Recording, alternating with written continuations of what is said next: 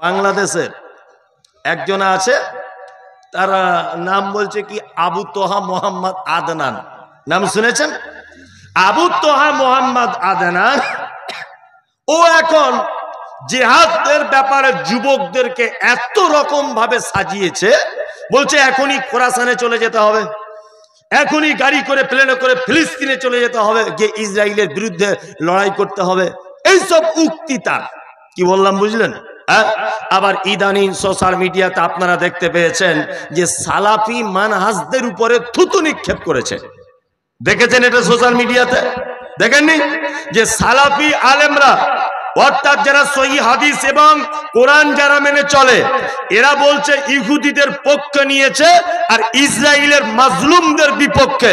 বিয়াদব, তুমি জানো কোন সহিহ হাদিস এবং কোরআন মাননেওয়ালা আলেম আজ পর্যন্ত ইহুদিদের পক্ষ নিয়েছে জানা আছে? নেই। সর্বক্ষণ বরঞ্চ যারা আহলে হাদিস, অর্থাৎ যারা সহিহ হাদিস এবং কোরআন মেনে চলে, তারা কুনুতে নাজেলা পড়েছে সব সময়তে ফিলিস্তিনিদের জন্য। কি বললাম বুঝলেন না? আমি আবু তোহা আদনান, আমি ভারত থেকে তোমাকে একটা কথা বলছি, শুনে রেখে দাও। তুমি মনে হয় ইতিহাস জানো না। ভারতবর্ষের উইলিয়াম ক্যাম্বেল যখন পবিত্র আল কোরআনের 25টি আয়াতের বৈজ্ঞানিক তত্ত্ব সহকারে ভুল প্রমাণ করতে চেয়েছিল, তখন তোমার মতো দুই মুখো সাপ, তোমার মতো কোনো বেদাতি, তোমার মতো কোনো দেওবন্দি, তোমার মতো কোনো পীর পূজারী, তোমার মতো কোনো মাযহাবী উইলিয়াম ক্যাম্বেলের সঙ্গে মোকাবেলা করতে পারেনি। আমাদের ভারতবর্ষের মুম্বাইয়ের রত্ন, তার নাম ডাক্তার জাকির নায়েক, তিনি সর্বপ্রথম মোকাবেলা করেছিলেন সালাফি মানহাজের একজন লোক। তোমার মনে হয় জানা নেই? আল্লাহর নবীকে দেখেছি ওই হাড্ডিটা আবার মুখের উপরে নিয়ে চিবিয়ে চিবিয়ে রস বার করে করে খেতে। আপনার স্ত্রী আপনার আঁটু খায়? হারাম খোঁজা বিড়ি টানে সারাদিন, মুখের যা গন্ধ, ছি ছি ছি। ওর পাশে যে থাকে এটাই ওর কপাল ভালো। কি বললাম বুঝলেন? ছি ছি ছি। ফজরের নামাজ পড়ার সময়তে আজান দিয়েছে মুয়াজ্জিন, আসসালাতু খায়রুম মিনান নাওম। তার ঘুম ভেঙে গেছে। ওর উচিত কি? ঘুম থেকে উঠে একটা নামাজের উচিত কি? নামাজের উচিত দাঁতন করতে করতে, মেসওয়াক করতে করতে মসজিদে যাবে, তাই না? ও মেসওয়াক বার দিয়ে ও বিড়ি ধরিয়ে বাড়ি থেকে টানতে টানতে শুরু করেছে, মসজিদের গেটে গিয়ে ফেলছে। নিয়ে শীতকালে কোন রকম অজু করে আর একটা ভালো নামাজির পাশে দাঁড়িয়ে গেছে। এরকম আছে না নেই? আছে। আল্লাহ, তো নিজের নামাজ হয় না, আরো 5টা নামাজি সর্বনাশ করে। ঠিক বলছি না ভুল বলছি? এরকম লোক আপনাদের বিহারে নেই, কাটিহারে, আমাদের ওদিকে আছে। না আমি বলবো না এদিকে আছে, বললে মারবে। আমি ভুল কাজ করি, আমি বলবো না। আজওয়াজুকুম, আল্লাহ বলছে 4 নম্বরের ভালোবাসা তোমার কি? তোমার স্ত্রী। ওয়া আমওয়ালুন ইকতারাফতুমুহা ওয়া আজওয়াজুকুম আশিরাতুকুম, তোমার নিকট আত্মীয়, নিকট আত্মীয় তোমার ভালোবাসার জিনিস। ও আমওয়ালুন ইকতারাফতুমুহা, তোমার উপার্জিত সম্পদ, তোমার টাকা পয়সা, এগুলো কি ভালোবাসার জিনিস নয়? ও তিজারাতুন তাকশাউনা কাসাদাহা, আল্লাহ বলে তোমার সম্পদ এটা তোমার প্রেমের জিনিস, ভালোবাসার জিনিস।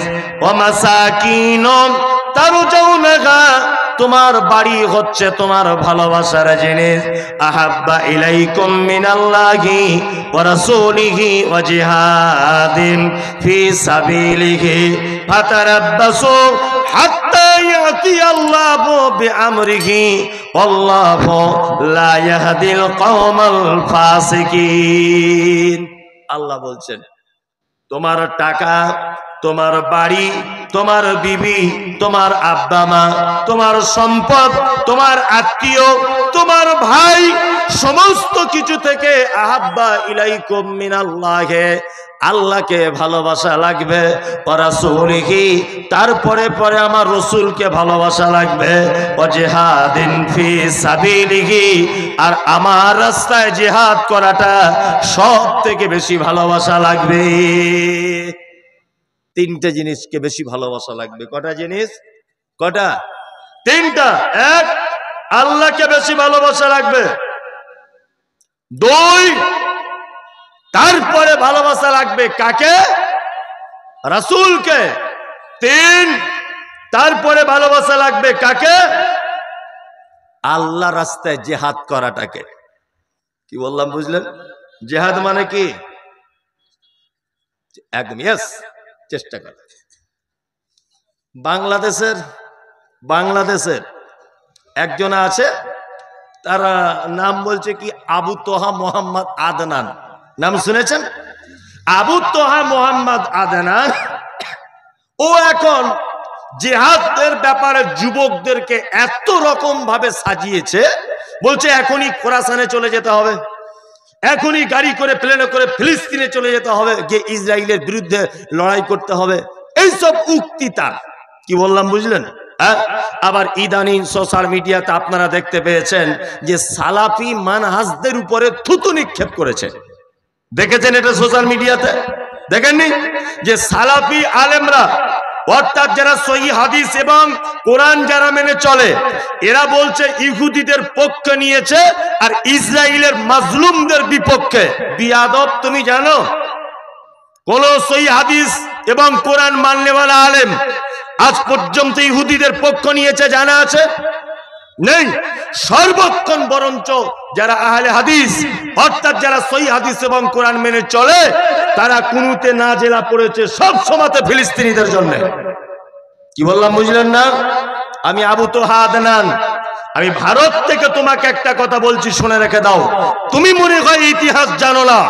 ভারতবর্ষের উইলিয়াম ক্যাম্বেল যখন পবিত্র আল কোরআনের 25টি আয়াতের বৈজ্ঞানিক তত্ত্ব সহকারে ভুল প্রমাণ করতে চেয়েছিল, তখন তোমার মতো দুই মুখো সাপ, তোমার মতো কোনো বেদাতি, তোমার মতো কোনো দেওবন্দি, তোমার মতো কোনো পীর পূজারী, তোমার মতো কোনো মাযহাবী উইলিয়াম ক্যাম্বেলের সঙ্গে মোকাবেলা করতে পারেনি।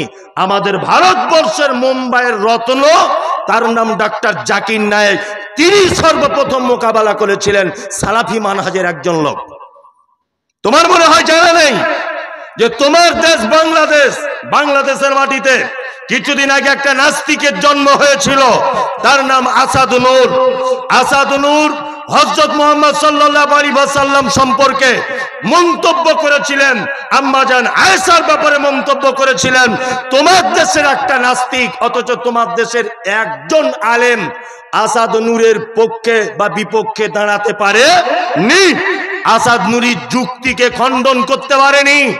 আসাদ নূর যখন চরম পর্যায়ে মুহাম্মদ সাল্লাল্লাহু আলাইহি ওয়াসাল্লামের বিপক্ষে যখন কটু কথা বলেছে, তখন তোমার মতো মাজার পূজারি হুজুর, তোমার মতো বেদাতি হুজুর, তোমার মতো দেওবন্দি, তোমার মতো মাযহাবী একজনা কেউ আসাদ নূরের সঙ্গে লড়াই করতে পারেনি। আমাদের ভারতবর্ষের পশ্চিম বাংলার জেনারেল শিক্ষিত ছেলে, তার নাম বিরাদার রাহুল। বিরাদার রাহুল তার উত্তর জবাব দিয়েছে। কি বলছি না? বিরাদার রাহুল, বিরাদার রাহুল তোমাকে ধন্যবাদ জানাই। বিরাদার রাহুল, অবশ্যই অন্তরের স্থল থেকে তোমাকে ধন্যবাদ জানাই যে সারা ভারত, পাকিস্তান, বাংলাদেশের কেউ একজন আসাদ নূরকে জব্দ করতে পারেনি, একজন নাস্তিককে। তুমি একজন বাঙালি জেনারেল শিক্ষিত ছেলে আসাদ নূরকে সঠিক জবাব দিয়েছ। তখন আবু তোহা মোহাম্মদ আদনানের মতো লোক কোথায় ছিল? তুমি আজকে এসেছো সালাফি মানহাজের উপরে থুতু নিক্ষেপ করতে?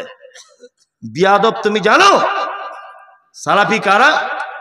তুমি জানো সালাফি হচ্ছে তারা যারা সহিহ হাদিস এবং কোরআনের কাছে নিজের মাথাকে পর্যন্ত কেটে দিতে পারবে, কিন্তু বেদাতের সঙ্গে আপোষ করবে না।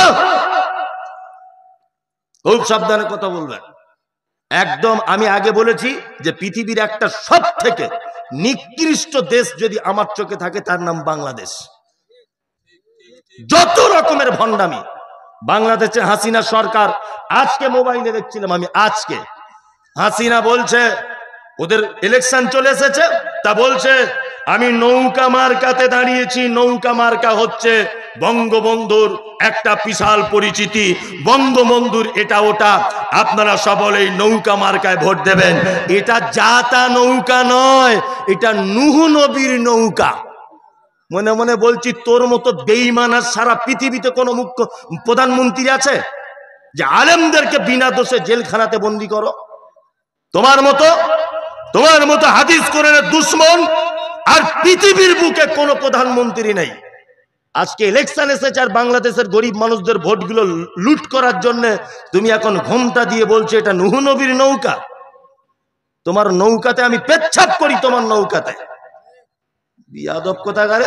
সারা জীবন আলেম ওলামাদের জেলখানাতে ভরে রেখে, দিলওয়ার হোসেন সাইদিকে জেলখানাতে ভরে রেখে, আর আপনার বাংলাদেশের প্রখ্যাত আলেম মানে আব্দুর রাজ্জাক বিন ইউসুফ কোটি কোটি টাকার মামলা দিয়েছেন, আপনার মুজাফফর বিন মহসিন জেলখানাতে বন্দী করে রেখে দিয়েছিলেন। লজ্জা করে না? লজ্জা করে না? এখন ইলেকশনের সময় এসে আপনি বলছেন নৌকা নূহ নবীর নৌকা। ভণ্ড কোথাকারে। তোমার নৌকা ডুবে যাক, তোমার নৌকা ডুবে যাক বাংলাদেশে, তাহলে আলেমদের উপরে অত্যাচার কমবে। কি বললাম বুঝলেন না? আমরা চাই যে হাসিনার নৌকা ডুবে যাক। এখন ভোট পাওয়ার জন্য বলছে যে এটা নূহ নবীর নৌকা। আর ভণ্ড কি আর গাছে ধরে? যত ভণ্ডামি দেখবেন সব বাংলাদেশে। কি বললাম বুঝলেন না? যত ভালো স্বপ্ন খারাপ স্বপ্ন সব বাংলাদেশের দেখে। কিছুদিন আগে ওই মুফতি কাজী ইব্রাহিম স্বপ্ন দেখেছিল কিছুদিন আগে যে ইমাম মাহাদি চলে এসেছে, ইমাম মেহেদি চলে এসেছে। ও স্বপ্ন দেখেছে। আবার পাকিস্তানের কে একজন দাবি করেছে ইমাম মেহেদি বলে, জানেন না? ভাইরাল করেছে বাংলাদেশের লোক। মানে যত রকমের ভণ্ডামি সব বাংলাদেশে। তবে আলহামদুলিল্লাহ বাংলাদেশের মাটিতে সহিহ হাদিস এবং কোরআনের অনেক কাজ হচ্ছে। হচ্ছে না? হচ্ছে। তার একটা প্রমাণ হচ্ছে এই, আপনারা জানেন যে কি আলেমটার নাম ভুলে গেলাম, কি আজাদি না কি জেহাদি বলছে ওর নাম, যাই হোক আলাউদ্দিন জেহাদি, আরো কত বড় বড় বক্তারা বাংলাদেশের মাটিতে সঠিক ইসলাম তারা ফেরত আসছে না? আসছে।